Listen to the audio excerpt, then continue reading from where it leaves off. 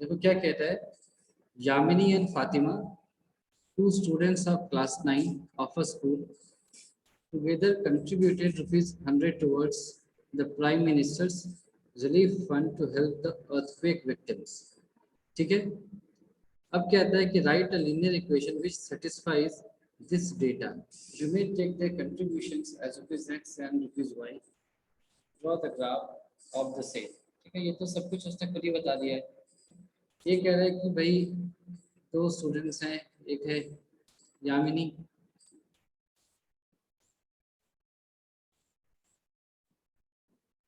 और दूसरी है फातिमा। दोनों ने कुछ पैसे दिए जो कि मिलकर के कितने हैं टोटल? Sir 100 rupees. रुपीज 100 है। मान लो एक ने रुपीज एक्स दिया, दूसरे ने रुपीज वाई दिया, है ना। तो इसको लिख लिया, लेट यामिनी contributed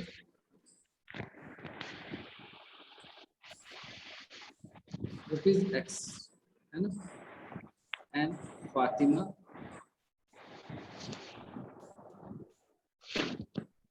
contributed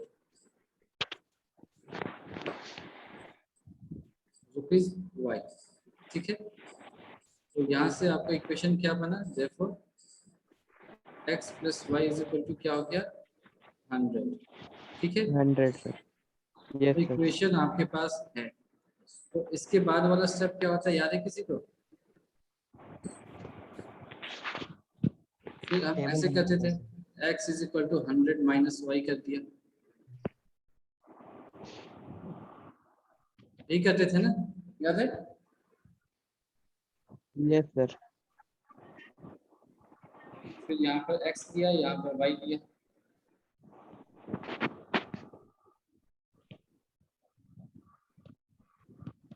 जब y 50 है तो x की वैल्यू क्या होगी? 50 सर 50 होगी। ठीक है, जब y की वैल्यू होगी 60 तो x की वैल्यू क्या होगी? सर 40। और जब x की वैल्यू होगी, चलो इसको थोड़ा छोटा लेते हैं ना, हॉरिजॉन्टली ज्यादा वैल्यूज लेते हैं तो ग्राफ बनाने में आसानी रहती है। तो हमने क्या किया, इसको ले लिया, मान लो 30 लिया, ये क्या आएगा? 70 और इसको 20 लिया तो क्या आएगा? सर 80। इसको भी ऐसे ही करते हैं, 50 की जगह इसको 40 ले लेते हैं। y को लिया 40, x की वैल्यू क्या आई? 60 आ गई। ठीक है यहाँ तक? Yes sir. अब जो लास्ट स्टेप होता है वो क्या होता है, ग्राफ प्लॉट करना। प्लॉट कर देते हैं,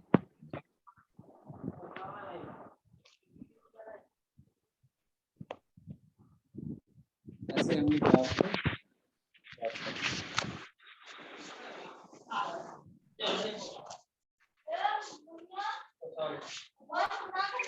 है दिनवा भर मोबाइल चला पढ़ सकता हो ना सर आयुष के मन से बहुत आवाज आ रही है। आयुष बंद कर दो भाई अपने मोबाइल को। 5 मिनट के बाद मिस्टेक ना खाए। हाँ तो उस दिन भर खेलना पड़वाना तो मिली। हाँ चढ़ावा खेलना दे। ये है 10, ये है 20, 30, 40, 50, 60, 70, 80, 90 ऐसे लिया। इधर हो जाएगा ये 10, ये 20, ये 30, ये 40, ये है आपका y, इधर है आपका x। आयुष अपने मोबाइल को, अपने माइक को ऑफ करो। ठीक है, तो अब बताओ x की और y की वैल्यूज क्या क्या हैं, बताओ। सर फर्स्ट x की वैल्यू 20 है। हाँ, और y? अरे सर y की वैल्यू 20 है तो x की वैल्यू 80 आ रही है। अच्छा, तो y की वैल्यू रखा 20 और x की वैल्यू 80, तो ये वाला पॉइंट हमें मिल गया। ठीक है, आगे बताओ। सर x 30 है, सर y x 30 है, y 70 है। y है 70।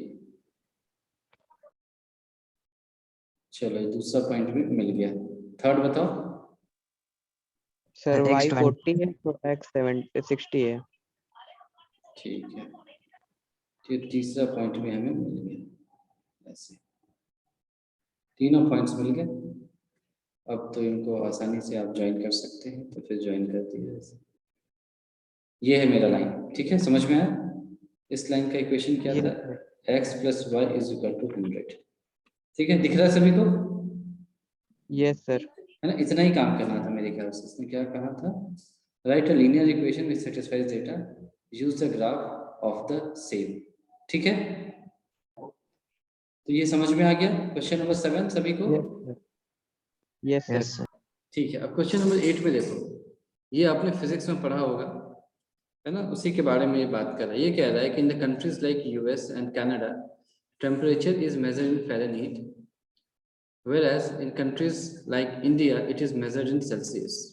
ठीक है, write a linear equation here is a linear equation that converts Fahrenheit to Celsius. तो उसने ऑलरेडी बता रखा है ना, आपको ज़्यादा कुछ दिमाग नहीं लगाना है। तो आपने कौन सा था क्वेश्चन नंबर 8,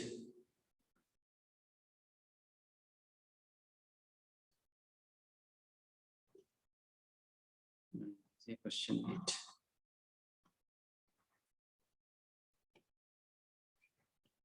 ठीक है। Fahrenheit is equal to 9/5 into Celsius, sorry, 9/5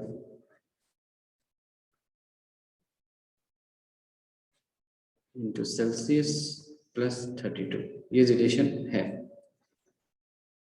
अब देखो आगे ये क्या कह रहा है, ये कह रहा है draw the graph of the linear equation above using Celsius for x axis and Fahrenheit for y axis। ठीक है, तो पहला आपने कर दिया भाई, फ़ारेनहाइट को आपने लिख दिया y और सेल्सियस को क्या लिख दोगे आप, x। ठीक है यहाँ तक।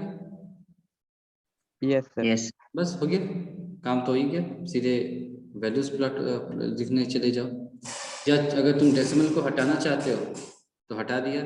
दो तरीके हैं, है ना, या तो हम x को क्या रखेंगे, 5 का मल्टीपल ही रखेंगे, x को 0 रखा, 5 रखा, है ना, 10 रखा, तो ये मल्टीप्लाई होकर के सीधे डेसिमल खत्म हो जाएगा, फ्रैक्शन नहीं आएगा। नहीं तो क्या कर सकते हो, दोनों साइड को 5 से मल्टीप्लाई करो।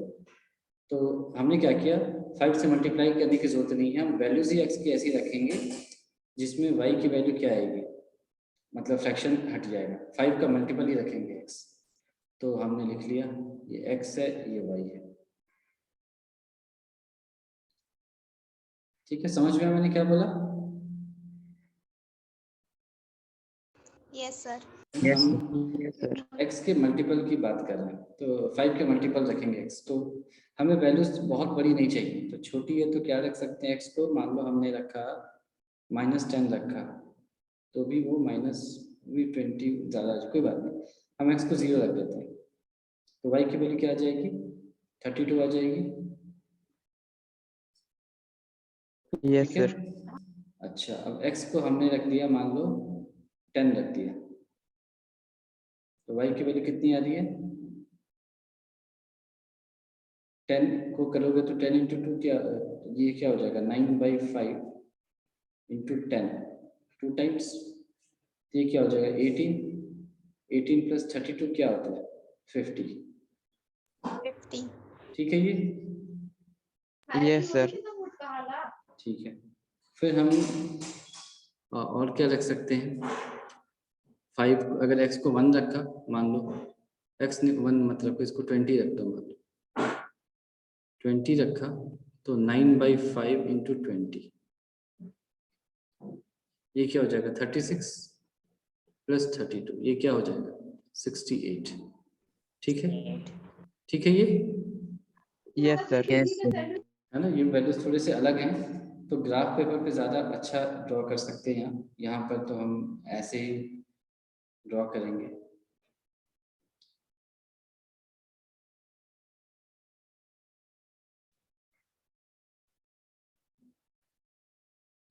ये है मान लो 10, 20, 30, 40, 50, 60, 70।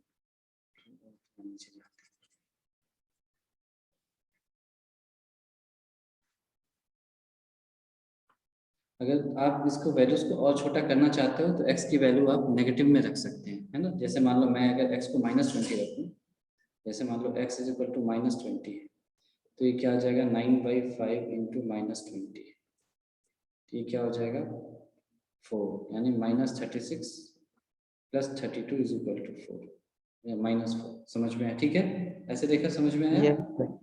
तो Yes, आप sir. आपको फ्रीडम है, आपको करना कैसे है ना। ग्राफ पेपर आपके पास जब अवेलेबल होगा तो आप वैल्यूज को रिड्यूस कर सकते हैं अपने हिसाब से। मैं पहले इसकी स्केल को थोड़ा सा छोटा करता हूँ ताकि एक ही में आ जाए।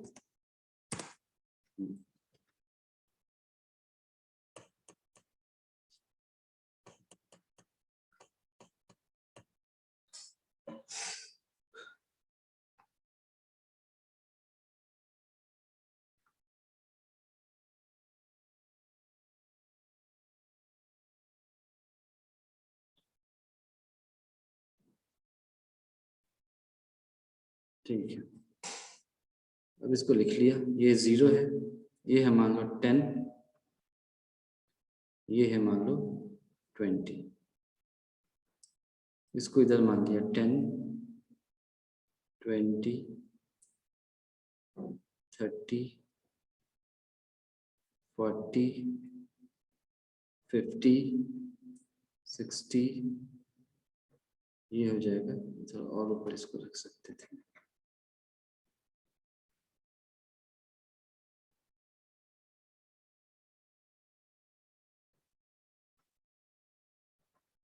ये है 70, ये है y एक्सिस। ठीक है, x जब 0 है तो y की वैल्यू क्या है 32, यानी यहाँ पर कहीं 32. होगा, है ना, यहाँ पर कहीं होगा 30 से थोड़ा Yes, बड़ा, sir.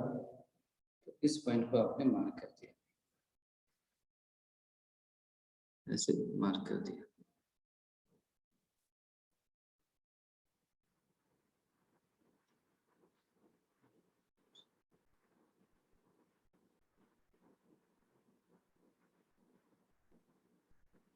ऐसे मार्क किया, ठीक है। फिर आपका x 10 है तो y की वैल्यू क्या है 50, 50. आपको ये वैल्यू मिल गई, ये पॉइंट मिल गया, ये पॉइंट है। दूसरा ये है, तीसरा क्या है, x है आपका 20 और y की वैल्यू क्या है 60 है, तो यहाँ पर कहीं 70 से थोड़ा सा नीचे। आप जब ग्राफ पेपर पे बनाओगे तो एग्जैक्ट आपको मिल जाएगा वहां पे, ऐसे। तो फिर ग्राफ ड्रॉ कर लिए हम।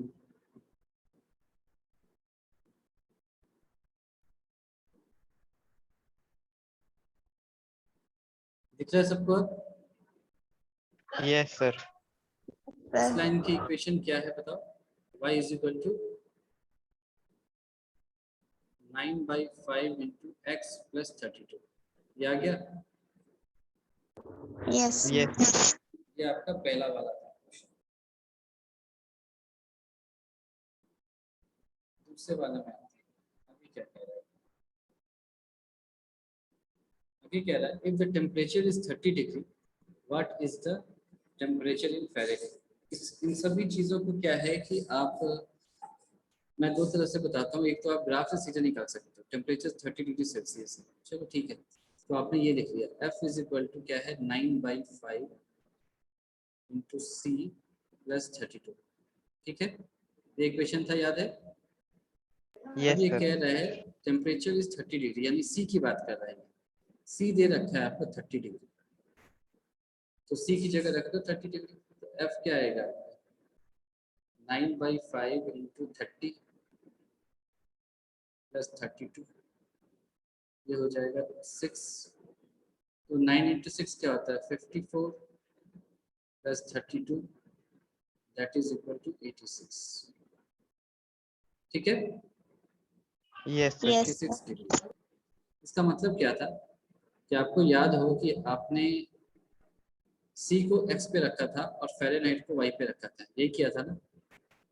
तो x Yes, जब sir. 30 डिग्री के आसपास होगा यहाँ पर, तो आप देख सकते हो कि ये आपका 86 के आसपास आ जाता है। और ग्राफ भी आप कर सकते थे, है ना। ग्राफ पे आप क्या करते, यहाँ पर 30 रखते और ग्राफ पे ऊपर जाते आप ऐसे, ये कहीं यहाँ पर कट करता है इसको, फिर वहाँ से आप निकाल सकते थे। ये मेरा यहाँ पर 86 है, ठीक है। ये देख सकते हो बीच में आ रहा है, यहाँ बीचों बीच 85 होता, उससे थोड़ा सा एक होता। समझ में आया ग्राफ से कैसे निकालना है? Yes, sir. सबको समझ में आ गया ग्राफ से कैसे निकालते हैं? बताओ। yes, Yes, sir. है ना, यहाँ पर तो निकाल दिया मैंने, वैल्यू रखा, इक्वेशन से निकाल दिया। ग्राफ में C 30 डिग्री दे रखा है, तो C 30 डिग्री आप प्लॉट करोगे, वहां से ऊपर जाकर के देखोगे कि y एक्सिस को किस पॉइंट पे ये कट कर रहा है, वो 86 ही आएगा। ठीक है, ये आपके लिए होमवर्क है कि इसको आप ग्राफ पे करके देखना, है ना। सब कर लेंगे ना इसे? Yes, sir. चलो yes, sir. थर्ड में आ जाओ। If the temperature is 90 degree F, 95 degree F, what is the temperature in Celsius? फिर से इसी क्वेश्चन को लिखा।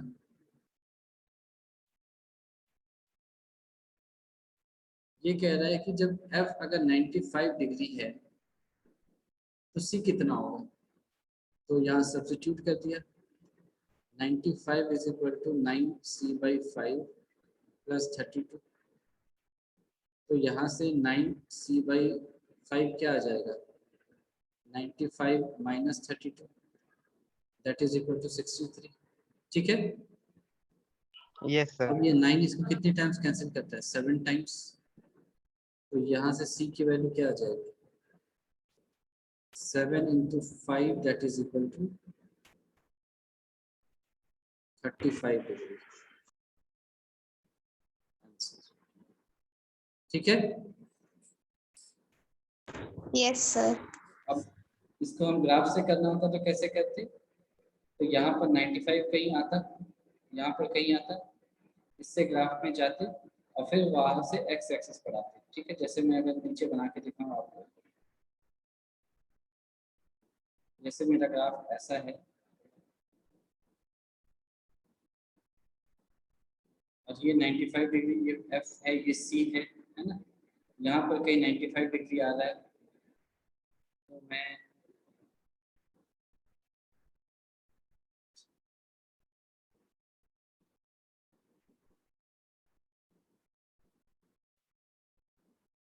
यहाँ ऐसे जाता,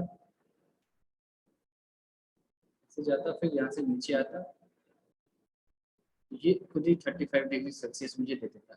ठीक है, समझ में आ गई बात? Yes. चलो Yes, Yes, sir. sir. तो फिर इसके फोर्थ क्वेश्चन को करते हैं, इसको कट कर दिया मैंने।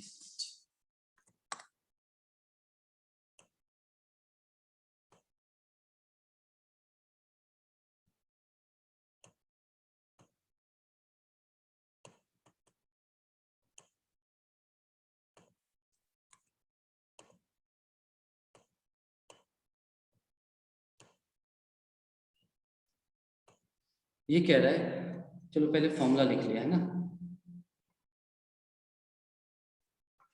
ये है F is equal to 9/5C plus 32।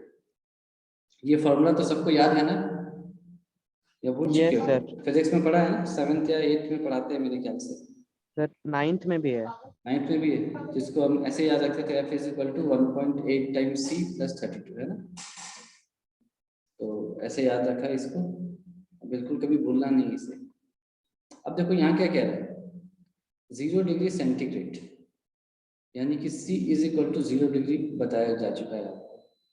What is the temperature in Fahrenheit, and if temperature is 0 degree Fahrenheit, what is the temperature in Celsius. ये तो आपको मेरे ख्याल से रटा भी हुआ होगा, इसका पहला पार्ट कर दिया। F is equal to C की जगह 0 रख दिया, तो 9/5 इंटू 0 प्लस 32, तो यहाँ से F की वैल्यू बताओ कितनी आएगी,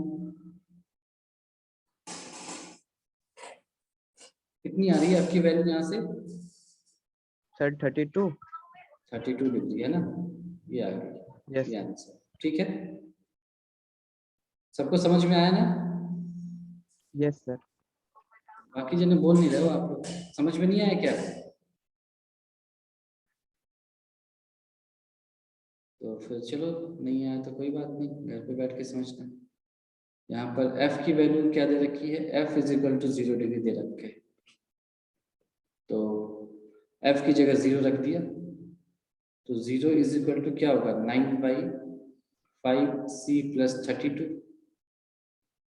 तो यहाँ से 9/5c की वैल्यू क्या आ जाएगी? -32 आ जाएगी। तो दिस इम्प्लाइज 9c क्या होगा? -32 इंटू 5, ये हो जाएगा आपका -160। This implies c is equal to -160/9 degrees. ये ऐसा हो जाएगा। ठीक है, ये यस सर। है ना, कुछ भी नहीं किया, सिर्फ f की जगह एक बार 0 रखा, एक बार c की जगह 0 रखा। इसको भी ग्राफ से देख सकते हो आप, जैसे आपने ग्राफ बनाया,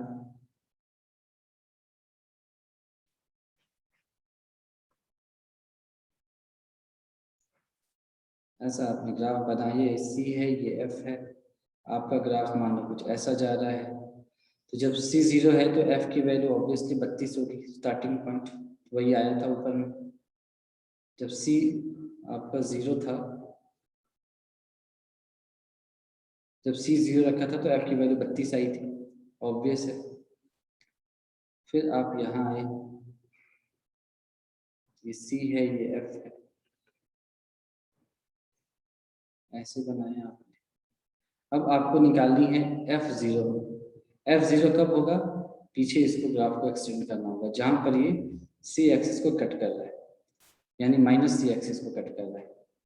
तो इसकी वैल्यू हमने अभी निकाली है -160/9।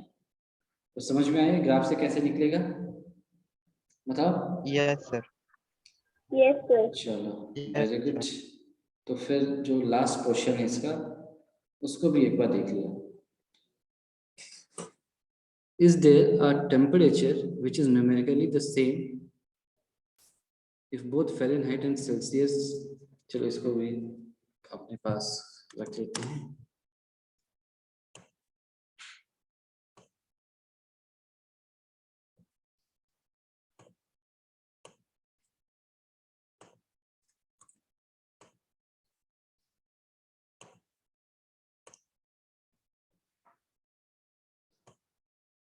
ये देखो क्या कह रहा है, Is there a temperature which is numerically the same in both Fahrenheit and Celsius?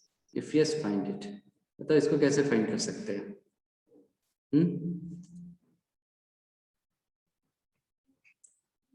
आपका आया क्या था? Fahrenheit is equal to 9/5c plus 32 degree. अब पूछ रहा है कि क्या एक ऐसा टेम्परेचर है जहां पर दोनों ही सेम होंगे? मतलब अगर मैं कहता हूं x degree Celsius is equal to x degree Fahrenheit, ऐसा हो सकता है क्या कभी? यस सर है। अगर हो सकता है तो वो फाइंड करके बताओ। तो बताओ कैसे निकाले, कैसे निकाल सकते हो? यहाँ पर इक्वेशन से कैसे निकाल सकते हो, बस मुझे इतना बता। अच्छा, एक चीज समझ में आ रहा है तुम्हें कि फोर्थ क्वेश्चन की जब हम बात कर रहे हैं तो ए पार्ट देखो, जब c 0 डिग्री है तो f की वैल्यू क्या है? 32 डिग्री है, ठीक है 32 डिग्री। है ना, दिख रहा है आपको?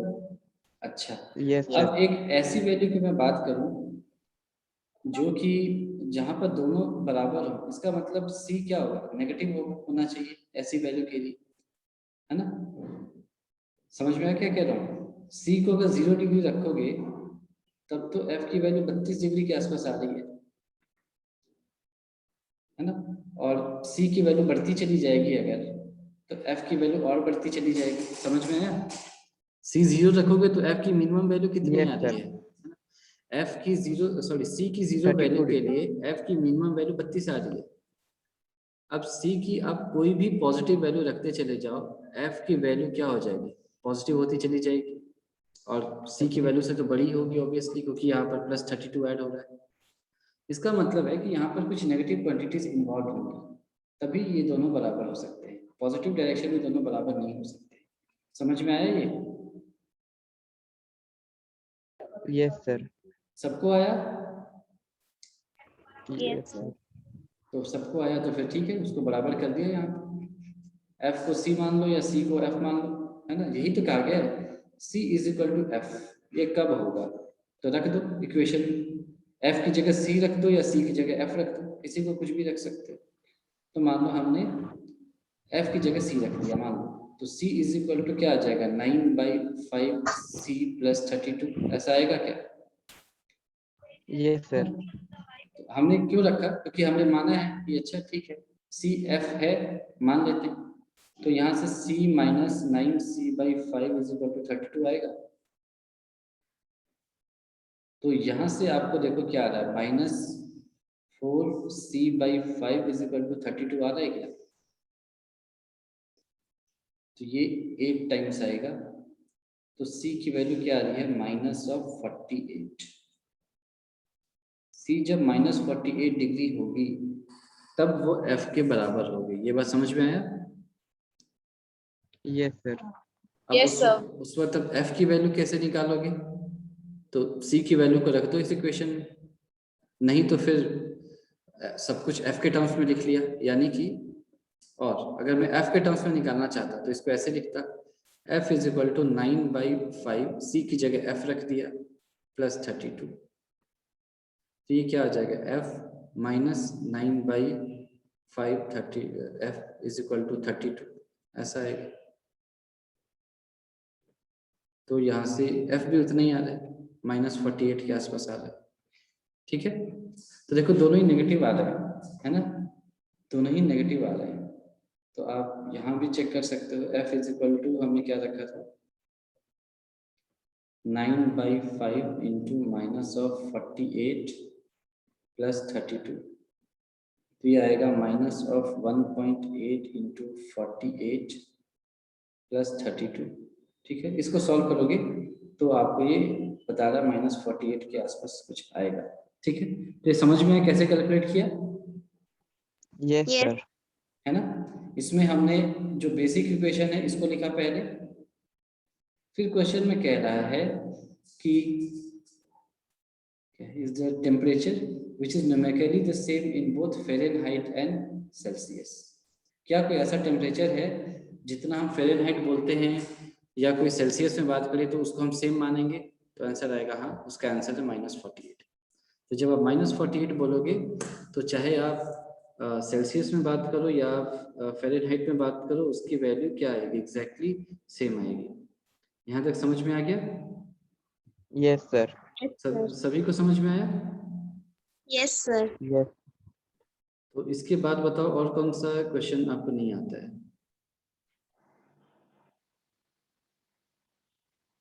सर क्या बस -48 ही एक ऐसा नंबर है जो दोनों में सेम होगा?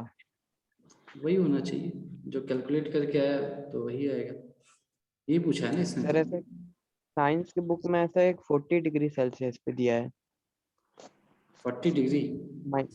सर -40 डिग्री सेल्सियस एक नंबर है जो फ़ारेनहाइट में सेम आएगा।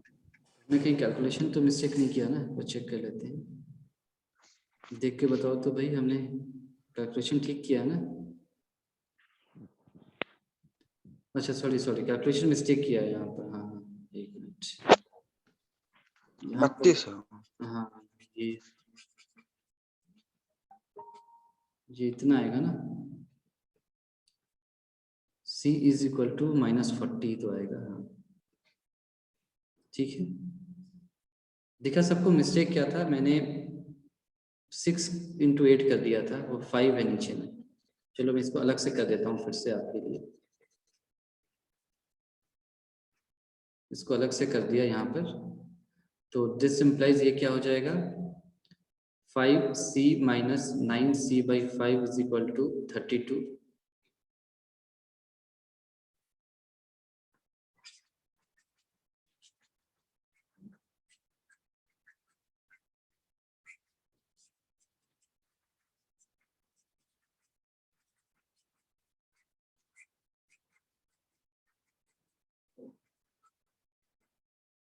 ठीक है, तो इससे क्या आ जाएगा आपके पास, minus of 4/5 into C is equal to 32। यहाँ तक ठीक है। Yes sir. ये 4 कितने टाइम्स कैंसिल करेगा 32 को, 8 टाइम्स। तो Yes, यहाँ sir. से c की वैल्यू क्या आ जाएगी, 8 इंटू -5। तो हाँ, c की वैल्यू -40 आएगी, -48 नहीं आएगी।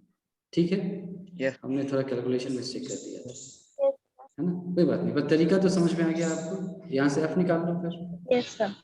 f इज इक्वल टू क्या था आपका, 9/5 इंटू सी की जगह लिख दिया -40 प्लस 32। अब सेम आना चाहिए, तो ये 8 टाइम्स होगा, तो 9 into -8 -72 plus 32 which is equal to -40 degree. यहाँ से भी वही आ रहा है, ठीक है, तो ये -48 नहीं -40 डिग्री पे आएगा। ठीक है, ये समझ में आ गया। Yes. Yes, sir. चलो, तो ये वाला एक्सरसाइज हमने कंप्लीट कर लिया। अब